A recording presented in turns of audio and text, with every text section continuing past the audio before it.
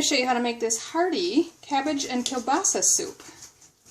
This is a recipe that I found from George Stella, who's got low-carb cookbooks and such, and it was featured on stellastyle.com. Right, so I've got all the ingredients assembled here. Now it calls for 16 ounces, a pound, which is a little under 500 grams. I've actually got a little bit over 500 grams here, of a kielbasa sausage, which is a smoked Polish sausage. I don't really find those here in Australia, but this is something very similar. They're actually called Kranskys, and this one, Kranskys has a garlic flavor, but it isn't normally smoked, but this particular one is double smoked, so it should be very similar to a kielbasa.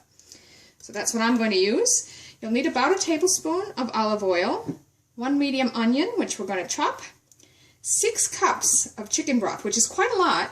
So I'm actually just going to do a quick cheat. Rather than buying that much stock, I'm just going to use this stock powder. This is a salt-reduced chicken stock powder. And you just add 6 teaspoons of that to 6 cups of water. So that's a quick, easy way to do it. Likewise, to save some chopping, I've got 4 cups of shredded cabbage. I just chose to buy coleslaw mix, which is basically just shredded cabbage with a little bit of carrot in it. So I've got probably more than 4 cups worth there. We'll see how that comes out. Then you need 1 large bay leaf. Got one here. And lastly, about a half teaspoon of black pepper, and I'm just going to freshly grind that myself. And you can see I've got my onion chopped. And now I'm chopping up the kielbasa or the Kransky sausages. I've also put a large frying pan on over medium heat, just to get it started warming up so we can start frying these. You want to cut these in approximately about 1/3 of an inch thick slices. So I've got this over a medium-high heat with a tablespoon of olive oil in there.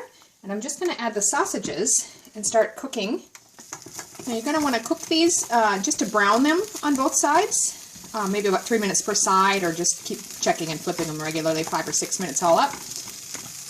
But just until they're just starting to get nice and brown. Now you can see I've just been sitting here flipping them over so that when the side below seems browned well enough, you flip it over so the other side can get. And sometimes the ones in the middle are cooking faster, so I'll just make room by pushing some of these outside ones in further, just to make sure they all get browned fairly evenly. Now they're nearly to where I want them, so now's the time to add the onions. These only have to cook long enough till they start sort of sweating and softening a little bit, because it's all going in the slow cooker anyway. You can just stir that in now and cook it for a few more minutes. Now you can smell the onions and the sausage. It just smells fantastic. The next stage is we're going to put the onions and sausage into your slow cooker.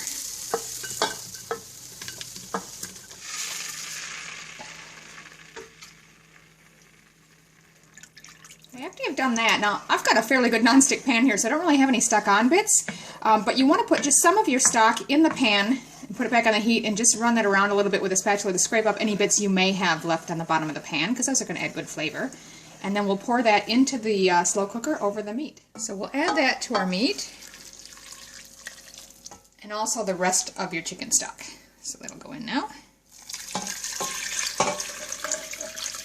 And we'll just add the rest of your ingredients. In goes the bay leaf, coleslaw,